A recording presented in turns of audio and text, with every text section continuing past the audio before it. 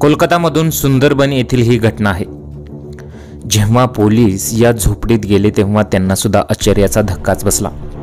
नक्की संपूर्ण घटना काय आहे ते पहा। चॅनलवरती नवीन असाल तर मराठी न्यूजला जरूर सबस्क्राइब करा। घराच्या खोलीच्या खालून सुरू झालेला सुमारे 40 फूट लांबीचा बोगदा जवळील एका कालव्यात निघाला आहे। या कालव्यात माल्टा नदीचे पाणी येते।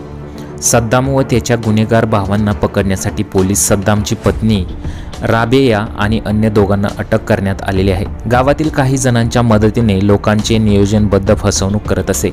पोलीस गावात चौकशीसाठी आले असता काही ग्रामस्थांनी गुन्हा कबूल केलेला आहे।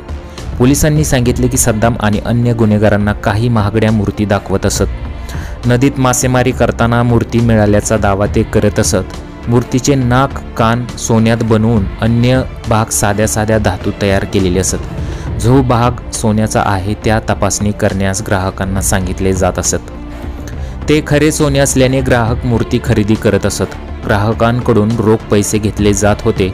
तस्करीच्या प्रकरणात अडकण्याच्या भीतीने अशा प्रकारे फसवणूक झालेली बहुतांश ग्राहक पोलिसांकडे तक्रार करण्यास घाबरत होते। नदियातील एका रहिवाशांनी केलेल्या तक्रारीनंतरच हे सर्व प्रकरण उघडकीस आलेलं आहे।